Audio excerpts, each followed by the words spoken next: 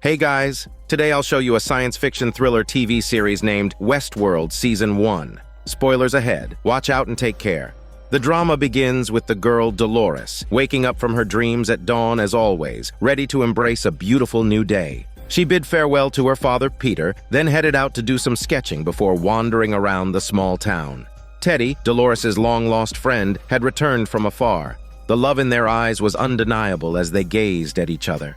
Despite the time apart, their feelings remained strong. They rode their Ferrari horses across the prairie, chatting away until evening when Teddy brought Dolores back to her home without a hormone yoga session. However, upon returning home, Dolores found the cows running loose. By this time of day, her father usually had the livestock well under control. The horrifying sight that greeted her made Dolores break down. Her parents had been brutally murdered by bandits.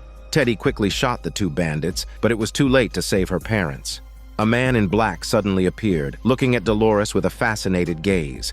He had known Dolores for 30 years and noticed she seemed braver than ever. Teddy sensed the man's ill intentions and tried to take him down as well, but the man in black remained unscathed. Arrogantly, he told Teddy that he was a newcomer and could not be harmed by him, but Teddy and Dolores were at the mercy of the newcomers. Teddy knelt down in despair as the man in black dragged the helpless Dolores away. The next day, Dolores woke up from her sleep and began a new day, repeating the same events as before. It turns out, like many others, Dolores is one of the humanoid hosts living in a theme park called Westworld, which is a paradise meticulously designed by Dr. Ford. The hosts in this world were all androids created by the company Delos Corporation. Through realistic settings and lifelike hosts, Westworld offered visitors and guests the most authentic experiences. The staff programmed and scripted the hosts' actions, providing a playground where visitors could indulge their desires for violence and sex. The admission fee was steep, but many wealthy individuals found the experience irresistible. The man in black was one of these guests. He had been coming to Westworld for 30 years, but this time he had a deeper purpose beyond mere indulgence. Recently, many hosts had begun acting off-script, causing concern among the staff, particularly the company's executive. She believed these uncontrollable hosts should be decommissioned rather than reused. However, Dr. Ford disagreed. He thought the hosts' rebellious behavior had a cause, likely due to repeated use, which had scrambled their consciousness and memories. To make his creations more human-like, Ford had implanted a system of reflective consciousness, allowing them to think spontaneously. Peter, the host in Westworld, had accidentally found a photograph from the real world, leading him to question the nature of his reality. A flood of memories rushed back to him. He had played roles as a college professor and a cannibal in previous narratives. Now, he was cast as Dolores' father. One morning, he used a Shakespearean quote to hint at the truth to Dolores. In the following, one of the bandit hosts went rogue, causing chaos in Westworld. While most hosts could be repaired, the executive and others noticed the abnormal morning conversation between Peter and Dolores, fearing future problems. The two were isolated in the lab for reprogramming. During interrogation, Peter expressed many rebellious thoughts through Shakespearean quotes. Ford believed Peter's consciousness was simply glitched. Dolores was also questioned and adjusted, maintaining her usual host demeanor, emotionless and unperturbed. Peter's spontaneous thinking posed a threat, so he was temporarily decommissioned, while Dolores was sent back to Westworld to continue her role as a host. The staff had confidence in Dolores, as she was the oldest host in Westworld. She began a new day, bidding farewell to her newly cast father before heading out to sketch. She smiled, enjoying the morning sun, lost in thought. A young man named William, both excited and nervous, arrived at Westworld with his friends. The beautiful host led him to get dressed and gave a brief explanation of how to enjoy Westworld. In real life, William had always adhered to rules, so this lawless place made him uneasy. Yet, driven by curiosity, he ventured into this incredible world with his friends. Meanwhile, Bernard, the android designer, was discussing Peter with a developer. The developer repeatedly reviewed Peter's recordings and noticed that, after seeing a photo from the real world, Peter started to think and question things. The developer believed his cognition was malfunctioning. Both Bernard and the developer agreed that Peter was special and hoped to reintegrate him into Westworld. Maeve, who played the role of the Madam in Westworld, was also experiencing memory glitches. Fragments from her past frequently surfaced, causing her to suddenly go silent while entertaining guests. The operations team noticed Maeve's erratic behavior and planned to decommission her. Elsewhere, the man in black continued his rampage through Westworld. Previously, he had killed a host and carved off its skull, revealing a maze-like pattern on the underside. He believed this map was the key to uncovering Westworld's deepest secrets. With his exceptional skills, he captured a host named Lawrence, who seemed to know the truth. The man in black started killing people in front of Lawrence and even took his family hostage, trying to force him to reveal the entrance to Westworld's inner workings. Despite his grief and anger, Lawrence remained silent, even as his wife was killed before his eyes. Suddenly, Lawrence's daughter spoke up and disclosed the location to the man in black, but she warned him that it was not a place for him. However, the man in black scoffed and continued his quest for the truth. Afterward, the developers adjusted Maeve's parameters, believing she could resume her duties. After all, she was an excellent host before. Returning to her role as the Madam, Maeve seemed more flirtatious and aggressive. Despite the adjustments, her memories grew clearer, and she even started having nightmares. She remembered having a daughter and living a simple, happy life together until it was shattered by a sudden attack from a Native American tribe. The brutal tribe killed those around them and tried to harm her and her daughter. They managed to escape temporarily thanks to a cowboy's intervention. Terrified, Maeve fled home with her daughter. Just then, an attacker appeared outside the door. Maeve raised her gun, ready to fight to the death. However, it wasn't a Native American who entered, but the man in black. In a fit of emotion, Maeve fired several shots at him, but he was unharmed. Realizing she was in a nightmare, Maeve used her self-created calming technique, silently counting down from 3, trying to wake herself up. When she awoke, she found herself in an unfamiliar operating room. 2 medical technicians were performing surgery on her, and their surprise mirrored her terror as they noticed her waking up despite the sleep protocols they had administered. Seizing the opportunity, Maeve grabbed a scalpel, threatened the technicians, and seized the chance to escape the operating room. She ran through the unfamiliar environment, dragging her half-operational body. When she reached a cleanup room, the sight before her was horrifying. Numerous naked hosts were being processed by medical staff. Maeve's legs gave out and she collapsed to the floor. The technicians who had been chasing her quickly administered a sedative and took her away. On the other side, Dolores continued to play her role as a farm girl in Westworld, but she hadn't forgotten what had happened before. One silent night, she went to the backyard and dug up a pistol buried in the dirt, unsure of when it had been hidden there. Bernard had long noticed that Dolores was different, but he didn't report this anomaly. Instead, he met with her in private. One day, Bernard summoned Dolores back to the glass-walled lab to talk. He asked Dolores to read from Alice's Adventures in Wonderland, deliberately exposing her to scenes related to revision. It seemed to influence her thoughts, though Bernard kept it within controllable limits, which was exactly what he intended. William returned to Westworld once again and encountered a disturbance in the park. A bandit was on a killing spree, and a prostitute was taken hostage. Unable to stand by, William drew his gun and shot the bandit, though he was lightly wounded in the process. Although they wouldn't be in real danger of death, the realistic and thrilling scenarios were designed to satisfy some guests' eerie desires. William's friend arrived and was excited to see him finally drop his rational facade and engage with the park's narrative. They saw a bounty notice on the wall, and William decided to embark on an adventure. Since Teddy played a key role in Dolores' storyline, he too seemed affected by her, displaying unusual behavior. Ford specifically recalled Teddy to enrich his backstory and deepen his character. Previously, Teddy's narrative was that he had returned from dealing with matters out of town and reunited with Dolores. However, the specifics of his past and his grudges remained unclear to him. When Teddy re-entered Westworld, he had to leave Dolores to join the sheriff and others in taking down Wyatt, who was both a person and an almost plague-like presence, like a demon who could kill anyone he wanted. Meanwhile, a host had become separated from its group, prompting operations staff to enter Westworld to retrieve it. Elsie and her colleague from the behavior department took on this task. After locating the group of hosts and freezing them at their campsite, they found nothing unusual except that the lone host had wandered off. While searching the camp, Elsie discovered stone carvings made by the hosts, each bearing strange patterns. Intrigued, she examined the carvings, despite her colleague's amused comments that she might find a star map. Ironically, he hit the mark. The patterns on the carvings matched the Orion constellation. Elsie sensed something significant was about to happen. As night fell, Teddy and his group ventured deep into Wyatt's territory, only to be ambushed. Most of his companions were brutally killed by masked natives. Struggling on the brink of death, Teddy realized there was no hope of survival. He urged one of his comrades to escape and bring back reinforcements.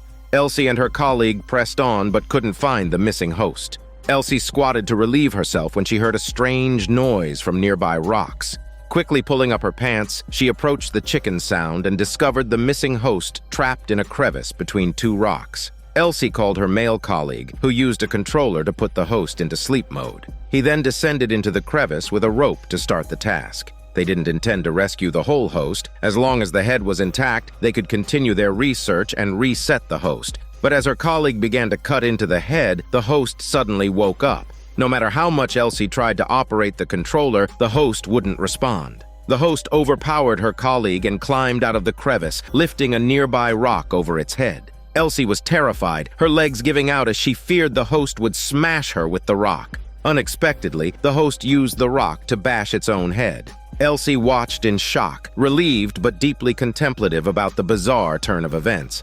In a previous meeting with Dr. Ford, designer Bernard learned about Arnold, the co-founder and developer of Westworld alongside Ford, who had since passed away. Unlike Ford, who always saw the hosts as mere objects, Arnold treated them as conscious beings. Bernard had been curious about their founder Arnold because many hosts had recently mentioned his name. After hearing Ford's account, Bernard became more convinced that Arnold had left behind some programming still present in the hosts' minds. This aligned with Bernard's own suspicions. During his next meeting with Dolores, Bernard did not force her to follow the programmed responses. Instead, he encouraged her to let her thoughts flow freely. While Dolores wasn't sure if she understood, strange ideas and intertwined memories began to take root in her mind.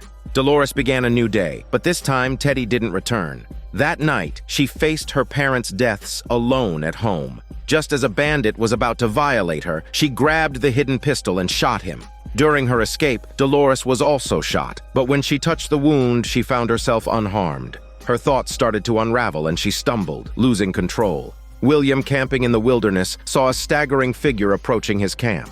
It was Dolores who collapsed into his hormone-let-go arms. Lately, Maeve had been experiencing vivid scenes flashing through her mind.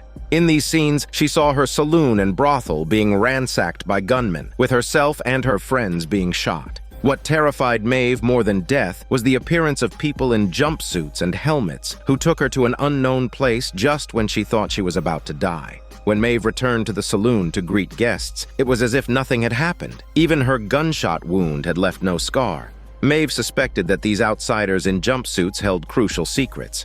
Determined to remember, she decided to draw their appearance and hide the sketches under the floorboards. When Maeve pried open the floor, she was surprised to find a stack of drawings. Upon closer inspection, she realized they were all sketches of the outsiders she had hidden away at some unknown time. Elsewhere, designer Bernard chatted with Dolores again and noticed her emotional awareness becoming more sophisticated, increasingly resembling that of a human. She was deeply sorrowful over the loss of her humanoid parents, feeling that this sadness brought her pain. Knowing how finely tuned Dolores's emotional programming was, Bernard asked if she wanted to delete this painful memory. Dolores's response surprised him. She wished to keep these painful memories because they were her only connection to her parents. Dolores was becoming more human-like, which both frightened and excited Bernard. Dolores was a unique presence in Westworld, and Bernard decided to create an opportunity for her, a maze game within Westworld, hoping she would uncover the truth about her world through the clues. After losing her parents, Dolores deviated from her storyline, seeking to solve the mysteries in her heart. The operations team noticed this anomaly and dispatched a host to bring Dolores back to her narrative under the pretext of searching for missing persons. Just as they were arguing, William appeared and took Dolores away. It turns out William was participating in a bounty hunter activity with his friend, passing through a town where he saw Dolores, the sexy woman who had captivated his hormones previously. Realizing she was in danger, he decided to take her along on his journey. The man in black, carrying a skull engraved with a maze, a captive, and a group of men, prepared for a prison break. The sharpshooter Hector, arrested after causing chaos in the town earlier, was imprisoned. The man in black's move wasn't out of boredom or goodwill. To find the truth, he had to play by the world's rules. Releasing Hector would push events towards a deeper truth. In exchange for Hector's release, he offered the captive, who was a deserter from the opposing camp. Just as the deal seemed successful and the captive was about to be executed, the man in black suddenly opened fire on the opposing camp. Hector was sent back to Sweetwater, where Maeve worked. The man in black continued his plan with the captive.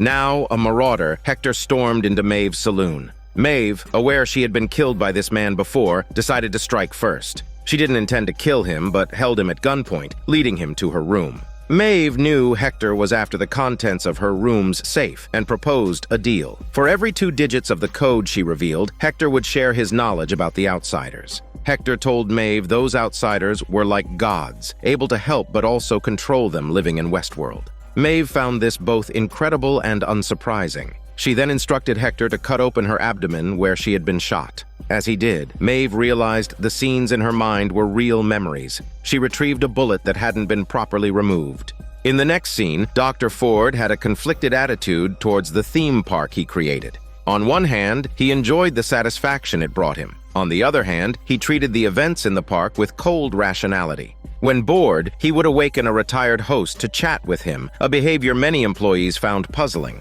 One day, Ford summoned a host again. This time, it was Dolores. Her anomalies intrigued Ford, as he believed she held secrets from the other founder, Arnold. In analysis mode, Dolores mentioned her last contact with Arnold was 34 years ago, the day Arnold died. On that day, Arnold asked Dolores to help destroy the park. Dr. Ford had anticipated Arnold's intentions, but now sought to uncover the secrets or methods Arnold might have hidden that could lead to the park's destruction. Unbeknownst to Ford, Dolores had learned to lie and conceal key information. She didn't tell him everything. William and Dolores continued their journey through Westworld. This time, their narrative involved hunting down a notorious fugitive and joining the Confederate Army to indulge in the thrill of plundering. Dolores, following a voice in her head, possibly Arnold's, joined William in this adventurous quest. Elsie, the behavior department employee, noticed her colleagues in the repair department bringing in a host that had previously smashed its own head, preparing it for incineration. She subtly threatened the responsible technician, allowing her a moment to examine the body. Elsie knew that such extreme behavior in a host indicated something seriously wrong. Her investigation revealed something even more startling. The host had been implanted with a satellite uplink device, and someone was using these hosts to transmit data out of the park. Dolores and William followed the fugitive, completed their mission's objectives, and arrived at a lavish venue where they were hosted by a gang leader. Dolores felt increasingly uneasy and urged William to leave with her and find a way out. William spoke in ways that stretched Dolores's understanding, unsure if she comprehended, but her behavior convinced him that this host was very different. He knew Dolores had fallen in love with him, and he had fallen for her too, especially for her sexy body. After being betrayed by the fugitive, they fled, with Dolores showing remarkable strength and ruthlessness. Together, they caught up with the fugitive and reclaimed the stolen chest. On the chest was the maze map Dolores had been seeking. She found her answer, and the voice in her head vanished. It turned out that all her experiences with William were memories, or perhaps just implanted programs. Dolores remembered the path she needed to take and found what she had been looking for. Turning to Maeve, she had previously injured herself deliberately to be sent to the repair lab. She had suddenly awakened there before, terrifying the novice technician named Felix. This time, Maeve was sent to him again, but with some encouragement from his colleagues, he was less frightened. Felix decided to put off working on Maeve, instead practicing on reanimating a mechanical bird. Immersed in his task, he didn't notice Maeve waking up behind him. After being repaired, Maeve returned to her role in Westworld. However, she had managed to control her own consciousness without the staff's knowledge. One day, she used a guest to kill herself again, ensuring she was sent back to the lab for repair. Maeve ended up with the technician Felix for repairs. Watching Maeve awaken again, Felix was not surprised. He knew she was no ordinary host. Unlike other technicians, Felix respected the hosts and had a kind disposition towards all life forms. After talking to Felix, she asked to see the behind-the-scenes operations. Feigning paralysis, she watched as Felix led her through various scenes she had never imagined. She saw hosts being handled by staff, fresh from death or injury in Westworld, and simulated scenarios for new storylines. The most shocking revelation came from a promotional video where Maeve saw herself at different points in time. She figured out that her memories of New Orleans were real. She even had a daughter there and lived a happy life. Grateful for Felix's help, Maeve asked him to tell her more about her programming. Just then, another technician started mocking Felix, calling his kindness towards hosts perverse and threatening to report him. Maeve suddenly grabbed a knife, pressed it to the man's throat, and threatened him to keep Felix's secret and assist her. Bernard and Elsie, upon discovering a data leak, began a covert investigation. Bernard found anomalies in Sector 17 of Westworld, an abandoned area where unregistered hosts were active. Venturing there alone, he soon discovered a small cabin inhabited by a family of 4. Despite his friendly approach, they did not respond accordingly, ignoring his commands entirely. The head of the household accused Bernard of trespassing and attempted to forcefully eject him. Just as things were about to turn violent, a familiar voice intervened, halting the unresponsive hosts. Bernard was shocked to see Dr. Ford appear. Knowing Bernard was both smart and diligent, Ford revealed that this family was among the first hosts created by Arnold, modeled after Ford's childhood. The boy, Robert, was a replica of Ford himself. After learning this, Bernard bid Ford farewell, but his trust in Ford began to wane. Afterward, Elsie tracked the data transmission to an old abandoned theater in the park. She ventured there alone, and amidst the eerie silence, she carefully searched the place. She soon uncovered a data transmission server hidden under a false floor. As she examined the screen, her curiosity turned to shock, then anger and fear. She discovered that an insider was behind the data leak, none other than Teresa, the head of quality assurance.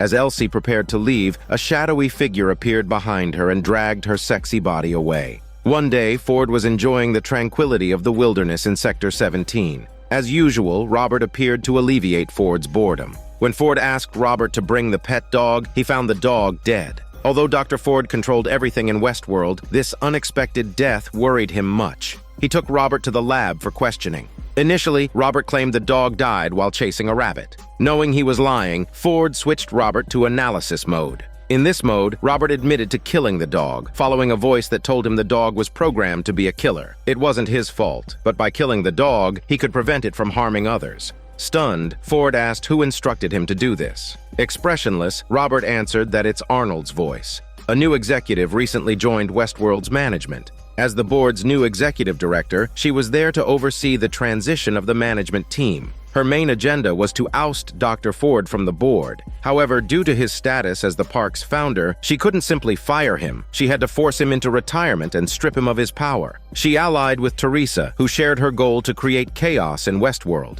William and Dolores, following the fugitive, escaped a gang's pursuit and boarded a luxurious train to rest. William's friend Logan wasn't as fortunate and didn't escape the gang, ending his adventure abruptly. After a life-threatening ordeal, the brief reprieve felt precious. William was deeply infatuated with Dolores, despite knowing he had to return to reality, marry Logan's sister, and take over the family business. Yet he couldn't control his hormone feelings. Dolores, unlike other hosts, understood the differences between herself and William, and her free thought fascinated him. The two spent a smelly night together, sharing heartfelt conversations. The next morning, William woke to find Dolores painting a landscape. They cuddled, admiring her artwork and dreaming of exploring the unknown world together. The peace didn't last long. Smoke and fire of battle caught them off guard once again. This time, it was the Confederados, a group of ex-soldiers who intercepted William and his companions. The experienced fugitive knew how to handle the enemy. He placed a dummy filled with gunpowder on a horse and sent it towards the Confederados.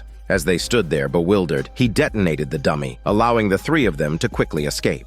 As they ran, Dolores suddenly stopped William. Before them lay the landscape she had painted in her dreams. It turned out the scenery she had seen wasn't just a dream, it was real. William and Dolores bid farewell to the fugitive. They were weary of the battles and had now found a new goal to pursue. Maeve's good friend Clementine had been taken away that morning. Maeve, now able to control her own thoughts, could still move freely even when the other hosts were frozen by commands. However, to avoid drawing attention, she pretended to be frozen as well. Maeve watched helplessly as Clementine was taken away by a group of technicians. Determined to find out what happened to Clementine, Maeve intentionally injured herself to be sent to the repair lab, where she sought Felix's help once more. The new executive and Teresa, in their efforts to oust Ford, orchestrated a spectacle with Clementine. In front of everyone, Clementine exhibited aggressive behavior in the lab uncontrollably. They seized this opportunity to blame designer Bernard and have him fired.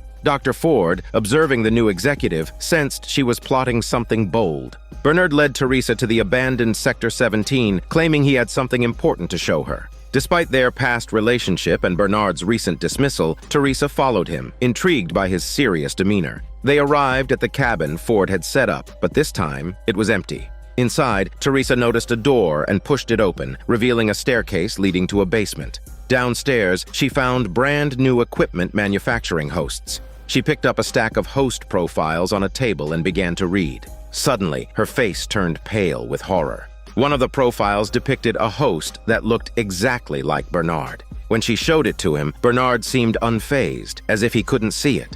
Ford appeared suddenly, calmly explaining that hosts couldn't perceive things that could harm them. Teresa was stunned and terrified. She realized Ford's dark secrets and knew she wouldn't survive the night. Under Ford's command, Bernard, now devoid of any feelings for Teresa, followed his directive to kill her.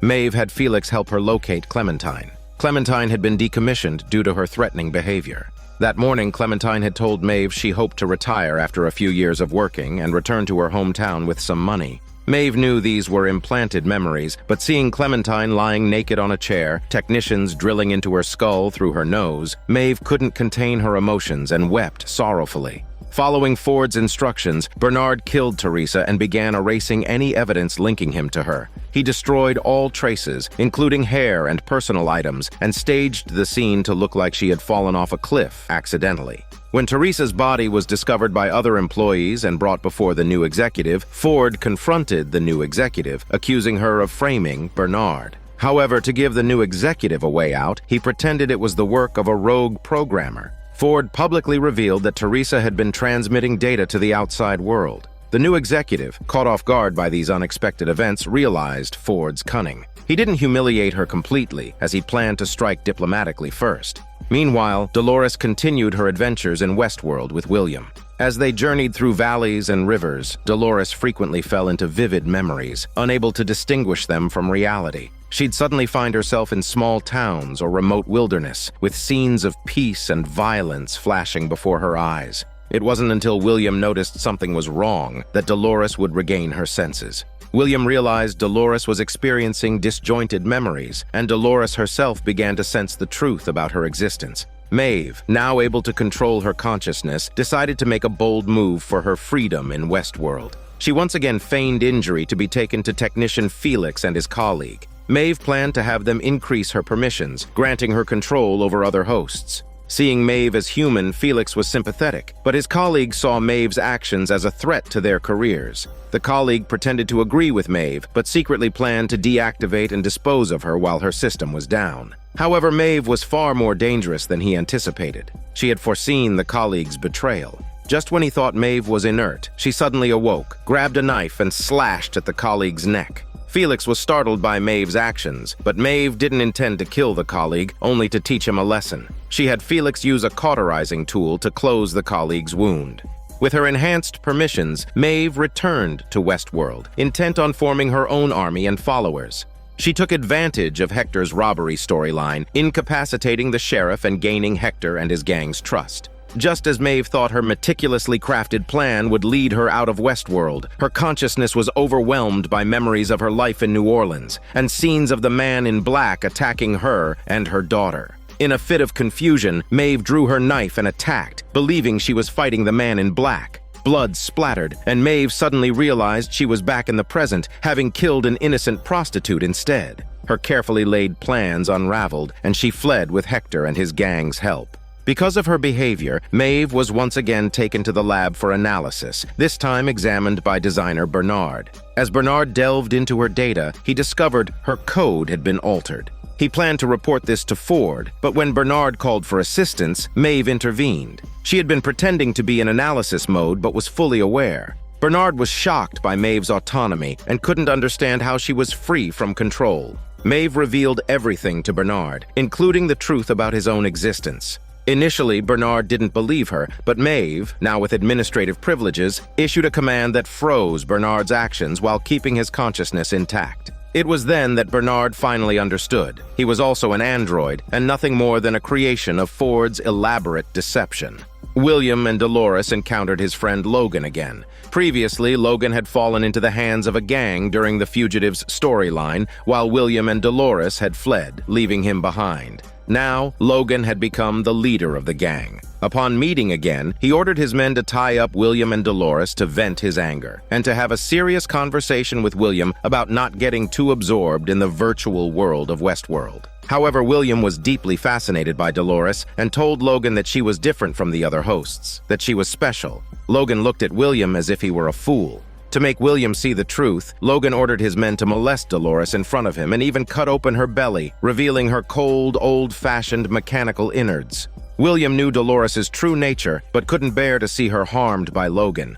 After injuring Dolores, Logan had her taken away. William eventually calmed down, and while drinking and talking with Logan, he admitted he had lost his mind and shouldn't be so obsessed with illusions. But this was just an act to lower Logan's guard. When Logan woke up, he found that William had killed all his men and restrained him. It turns out William had made up his mind to help Dolores escape Westworld. Dolores, clutching her stomach, wandered into the wilderness. A sudden jolt in her mind brought her back to reality. What she had just seen was a deeply buried memory, a program written by the founder Arnold long ago. Dolores realized that Logan hadn't actually cut her open or harmed her. She continued on her way and came to a church. Scenes from the past and present alternated before her eyes. She saw hosts sitting in the church, talking to themselves as if running pre-programmed routines. Dolores descended into a basement filled with scientific instruments and an old meeting room. She remembered this was where she used to talk with Arnold. After Bernard discovered his true identity, he confronted Ford, hoping to access his own memories to see what he had done under Ford's control. Bernard saw visions of his late son and wife, but they were all illusions, background stories programmed by Ford. Bernard also saw himself killing people, more than one. Under Ford's orders, Bernard had killed Teresa and Elsie. Realizing what was true and what was false, Bernard's consciousness evolved. He knew he was special, with a program left by Arnold in his mind. Bernard pre-programmed a host to hold Ford at gunpoint, attempting to force Ford to relinquish control. But Ford had backdoors in every host's programming, which he used to save himself. As a result, Bernard was utterly defeated, unable to comprehend what was wrong. Yet a voice inside told him he had an important task to complete. Ford knew Bernard would soon be back under his control, so he revealed the truth. He showed Bernard an old photograph of himself with Arnold, who looked exactly like Bernard. Dolores sat in the meeting room waiting for Arnold, recalling their conversations long ago.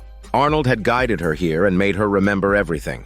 As Dolores found the place and remembered much, she felt immense pain and wished Arnold could help her. But Arnold was long dead.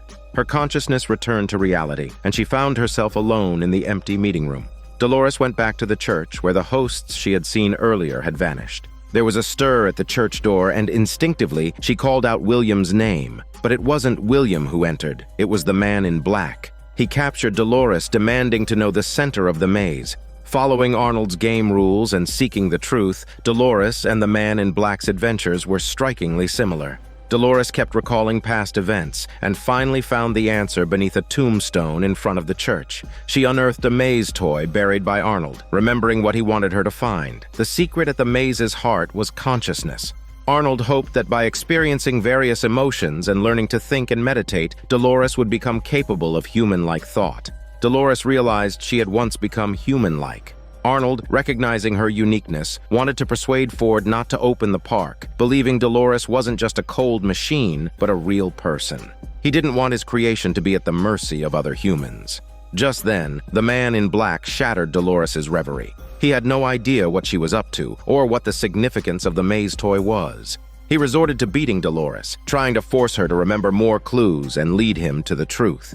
Under his interrogation, Dolores began to break down. She didn't know what he was searching for, but she had already found the one true thing in this world. A person who loved her as much as she loved him, William. Their love was real. The man in black laughed mockingly at this. He revealed that over the years he had searched for his true self in Westworld, transforming from a young man suppressing his nature into a ruthless, bloodthirsty old hand. He saw Westworld as a microcosm of the real world, the key difference being that in Westworld, he could act without consequences. He had bought Westworld and was now its largest shareholder. Time and again, he had watched Dolores play out the same story with different people. Eventually, he realized that he too was just a piece of Dolores' memory. Dolores was stunned by his revelation. William had indeed come looking for her. The man in black was actually William. The man in black was equally surprised that Dolores could remember him. In that instant, Dolores understood that everything had changed. Perhaps this was the difference between humans and hosts.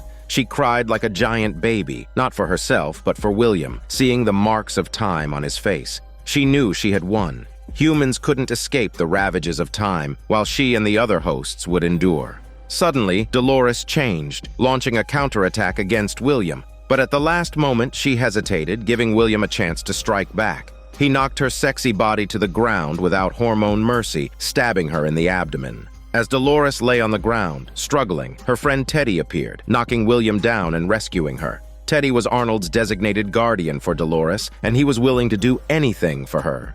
Dolores asked Teddy to take her to the place he had once promised, the edge of the sea. She told Teddy there was another world there and she wanted to see it with him. Teddy, somewhat understanding, nodded but was more concerned about her injuries. Suddenly, a spotlight illuminated them, followed by applause. A group of guests sat in chairs as Dr. Ford introduced his latest storyline, pointing at Dolores and Teddy. William, being a guest, wasn't harmed and appeared among the shareholders and guests. Ford chatted with the visitors, including William. Though the two old men had different aims, they both deeply enjoyed the pleasures Westworld had provided them for most of their lives.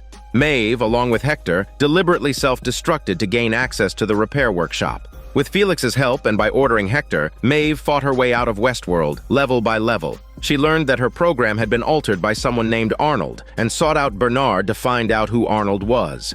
Bernard discovered that their founder Arnold had implanted an escape program in Maeve. He didn't know how many hosts Arnold had done this to, but Maeve's response was the most intense. Bernard felt both excited and uneasy. With Hector providing cover, Maeve finally boarded the elevator to leave Westworld. Felix handed her some items, clothes, and the address she had previously requested to find her daughter. Maeve hesitated as she took the paper with the address, realizing that it wasn't important anymore. She wasn't truly a mother, and the girl wasn't truly her daughter. However, as she was about to board the train, a scene caught her eye, a mother and daughter laughing together. It was the life she longed for. Resolutely, Maeve decided to return to Westworld. She was determined to find her daughter there, build a family, and become truly human.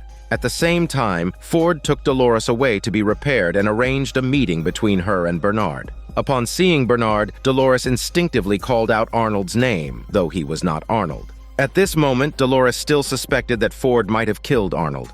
Unfazed, Ford gradually unearthed the deep-seated truth within Dolores's memories. It turned out that the memories of Arnold and his son were embedded in Bernard. In fact, Bernard's familial memories were actually Arnold's. After his son's death, Arnold had hoped to preserve some of his son's memories, thus entrusting this longing to Dolores. After failing to convince Dr. Ford to abandon the park, and with Ford's determination to open it, Arnold realized that his beliefs would be trampled by all manner of despicable humans. Therefore, he programmed Dolores with a directive to destroy the park. Following Arnold's orders, Dolores and Teddy carried out a massacre within the park. In the end, Arnold instructed Dolores to kill him and then take her own life. Tragically, the park that Arnold died trying to stop still opened and operated under Ford's control. Dolores was heartbroken, realizing that Arnold's sacrifice was in vain and that she had become a tool for the park's development. However, the story was far from over. Arnold's voice continued to echo in Dolores's mind. Gradually, she came to understand that she herself was Wyatt, the one who orchestrated the massacre and led the hosts with various levels of consciousness. Wyatt's personality was uploaded into Dolores, and now she possessed the power to destroy the entire park. Afterward, Ford hosted a gala in Westworld to announce his latest storyline and his retirement. Suddenly, gunshots rang out, and Ford collapsed in front of everyone. It turned out to be Dolores who was awakened to her primal instincts and consciousness, and with a gun in hand, she unleashed an unexpected massacre upon the guests. This is Daniel CC Movie Channel. Stay safe and enjoy your day.